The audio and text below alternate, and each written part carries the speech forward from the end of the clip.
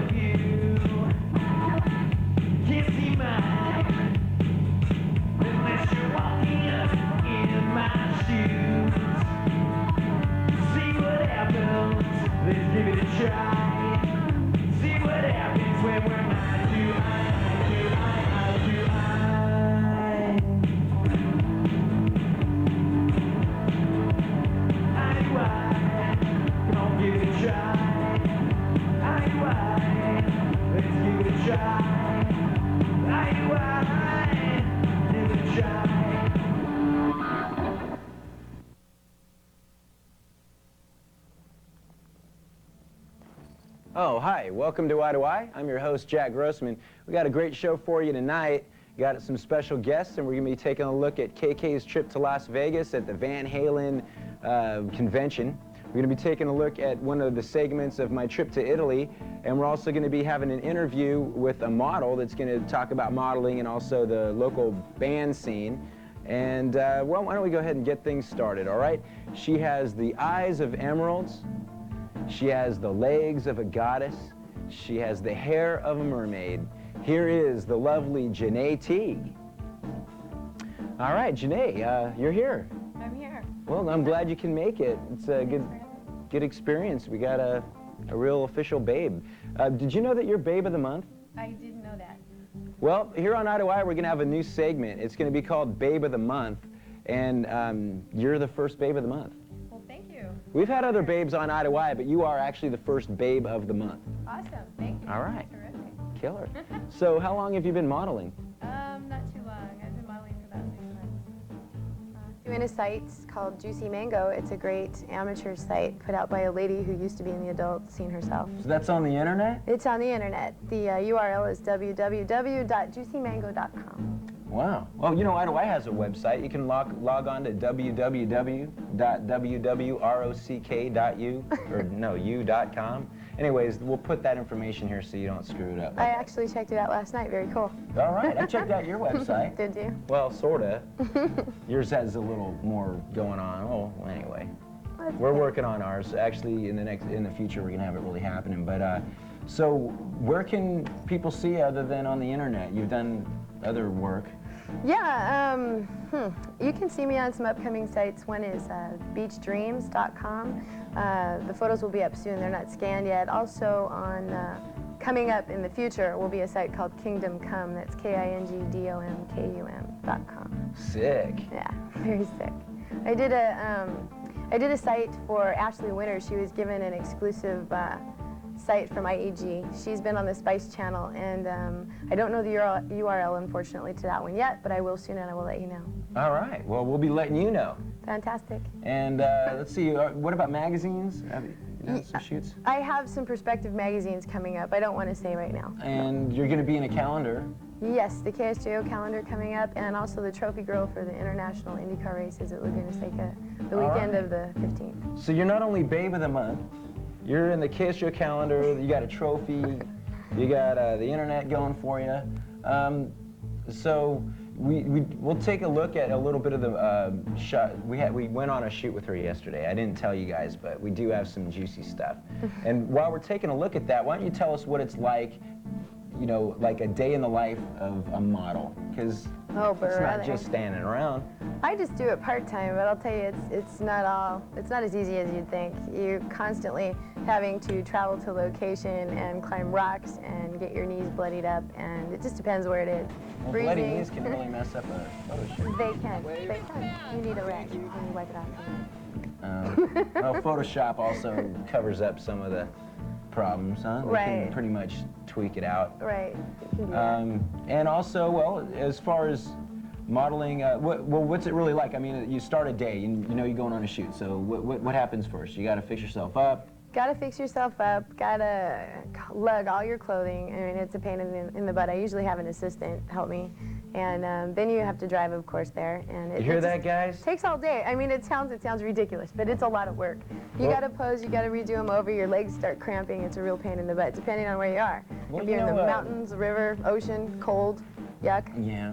Yeah. Well, because of job insecurity, maybe we should just mention to our viewers that, you know, she has an assistant. So if anybody be interested in maybe applying to be Janae's assistant on a photo shoot, why don't you give us a call at Eye2Eye, 398-4575, guys. Don't forget it. That's the number to call. And, you know, if that job becomes open, maybe some lucky guy in our audience can, you know. It's not all it's Haven't cracked eaten. up to be, but it would be fun. Well, you know. Take you to never know. dinner after the shoot. Dinner, Margaritaville. Alrighty then. All right. Also, we want to talk about the local band scene. The South Bay has suffered many hits on the clubs.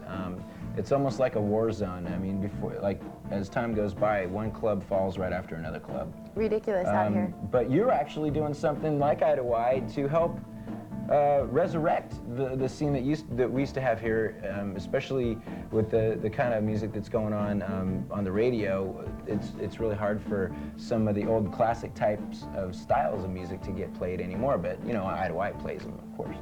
What are you doing about it? I'm very excited about that. I'm glad you brought it up. I'm currently working as the Tuesday night manager at a club called the Cardiff Lounge. It's at 260 East Campbell Avenue, downtown Campbell. It's not much. It's kind of by the people, for the people right now. We're trying to bring back some of the music scene in the Bay Area and have a place for local bands to play. They're not having much luck at any of the other clubs.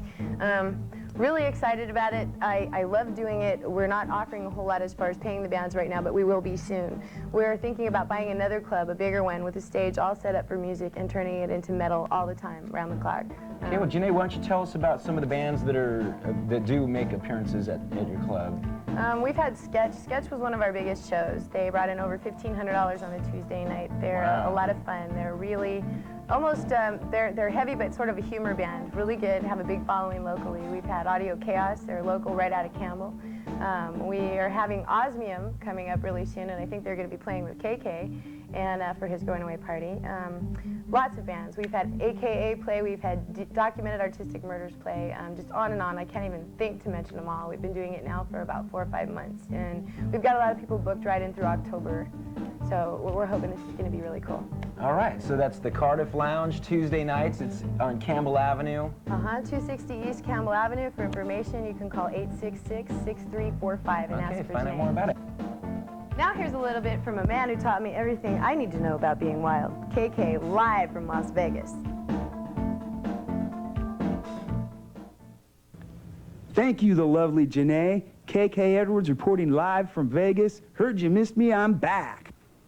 There sure is some hot tuna running around here. I'll tell you, I ran into some tuna Twinkies, some tuna tacos, and some tuna milkshakes. They were pretty good, but I was fortunate enough to run into these tuna-flavored fortune cookies here in the Land of Sin in Vegas at the Tuna Fest, 98. Oh, hey, KK, I like tuna too, man, but aren't you supposed to be reporting from the Van Halen convention?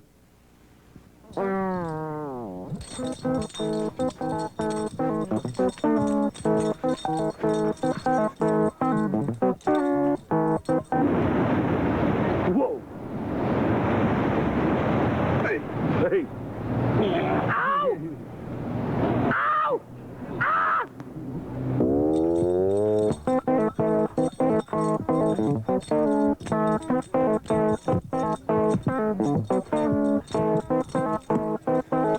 Hi, I'm Arthur from Las Vegas, Nevada. from the Van Halen convention. All right, I made it. Somebody was striping out the phone, so I couldn't call. And look at all the lamps here tonight. I'm live at the Van Halen convention, and I gotta tell you, it's kind of like a big, huge garage sale of Van Halen stuff here. People from all over the United States cruise all the way to Vegas here to display some of their stuff that they've collected on Van Halen, the mighty Van Halen, may I say. And there's all kinds of cool paraphernalia here that has to do with Van Halen. This is definitely the spot to be if you're a Halen fan, I'll tell you. And I'll tell you one thing that's really cool. Whoa, there's Bradman and Sammy Hager. Hey, these CDs right here are like the best thing about this thing. They are so cool. There's a collection of hard-to-get CDs that you can't find anywhere, but only here.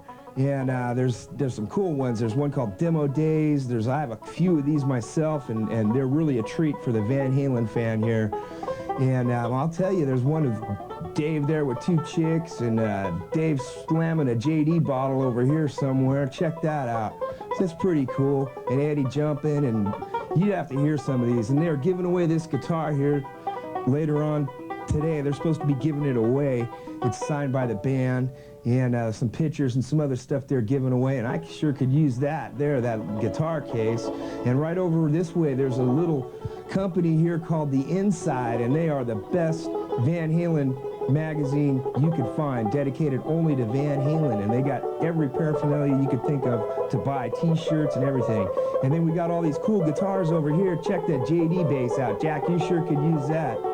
And then we got the bass drum there for the Balance Tour, and Eddie's striped out guitar right here, and of course we got the Red Rockers guitar here. This is a cool looking guitar. Check it out. That's pretty bitchin', man. And Eddie over here with this picture of Eddie, I have that one, but I'll tell you one thing. I found this picture of Eddie in his truck. It's way cool. And Alex's drum set right here. This is really cool, checking this kit out. And there's another signed guitar by Eddie that I managed to check out. I wish I could have got my hands on it, but it was kind of like on display only. And Elvis has now entered the building. And hey, these are my guitars here, which I will be playing later on tonight. And if you want to find out where I'm playing or find out about next year's Van Halen convention or just talk Van Halen, I will personally call you back if you call me at area code 408-398-4575. That's it from the Van Halen convention. I'm off to the Tuna Fest. And now I'm going to turn it over to Jack in Italy. Take it, Jack. Hi, today we're taking a video tour of Rome. This is Piazza di Spagna. It's a famous square in Rome. Behind me is a famous stairway where they have fashion shows sometimes when top models come down these stairs and show their hot-looking clothes and everything like that with their hot-looking bodies. Right now we'll take a panoramic look at the square. And over here behind me is the fountain here in Piazza di Spagna.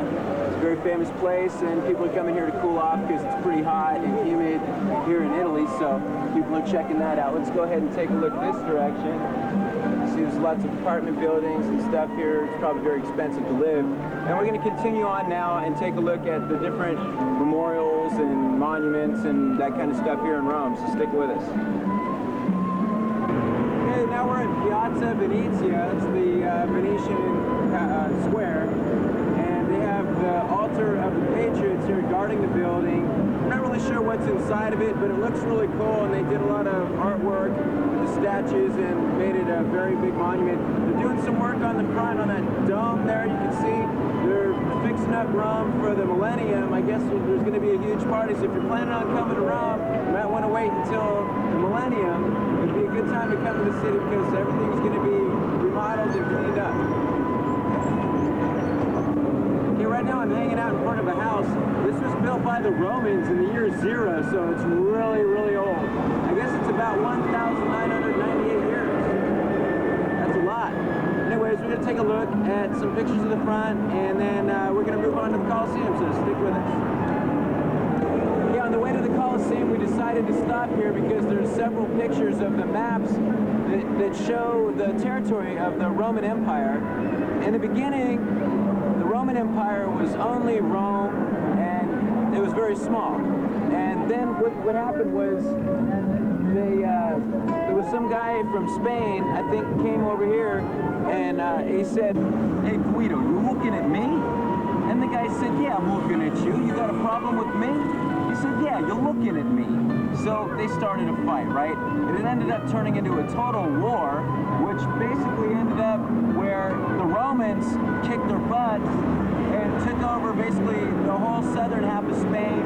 And they had so much fun kicking their ass, they decided to take like Greece and the island of Capri, Sardinia, and a little bit of northern Africa. And then as time went by, they decided they had so much fun kicking everybody's ass, they went to the rest of Spain, and they took over basically all of Europe and the Middle East, Egypt, Syria, and the northern parts of Africa. And then they decided, hey, you know, we're sitting pretty. We got a lot of the territory here. They went more into the Middle East after time went by. They ran into this guy, Ahmed. Okay, Ahmed's sitting there playing his horn with this snake, you know, and the snake's coming up, and this Roman guy walks up and says, "Hey, Ahmed, what are you doing?" And then the snake looked at the guy and said, "Hey, you looking at me?" And of course, this started another war, right? The Romans decided, hey, we're going to kick your ass too.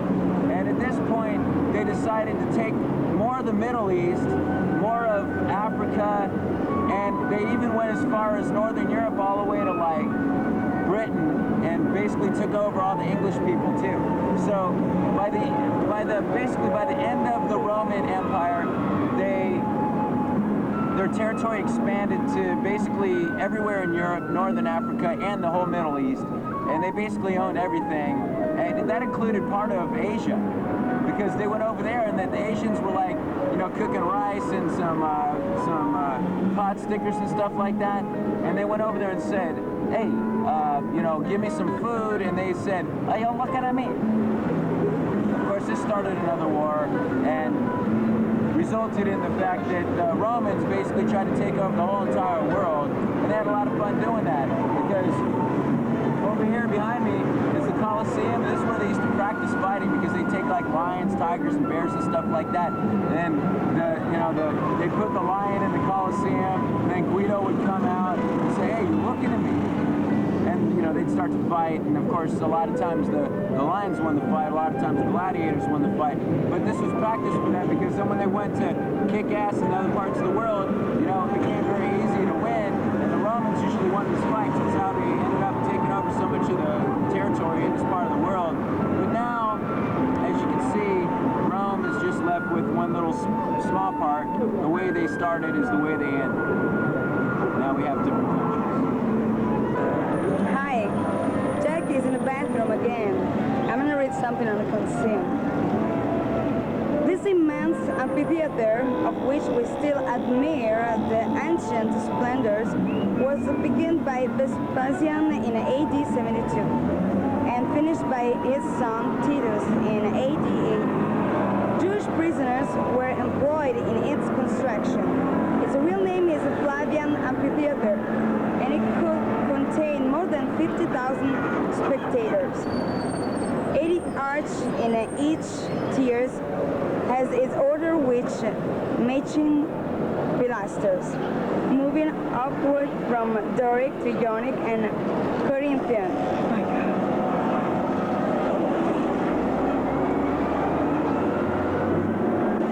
We're at the Trevi Fountain, and it's a famous place for people to come and look at the statues. It's not only celebrated for its excellent water, but also for the legend that whoever drinks it or throws a coin in the fountain assures return to Rome. The fountain was built by the architect Salvi in 1735 in the time of Clement XII, and decorated by several artists of Bernini's school. In the center, under a wide niche, stands the gigantic mythological statue of Ocean, riding on a scallop shell drawn by seahorses and driven by tritons. Hi, I'm Grossman. Jack had to go to the bathroom, so I take occasion to say, well, to read something about the Roman Forum. Okay, the Roman Forum is the most celebrated place of the ancient Rome. It was the center of the Roman life where its meeting, festivals, and ceremonies took place. There are to be seen the remains of the ancient temples of the old ages. This was damaged by fire in 283 and was restored by the Emperor Diocletian, but from the 4th century AD, it began to fall into decay, echoing the fate of Rome itself. Unfortunately, everything covered for a new millennium, but we're still looking, and everything is very, very beautiful.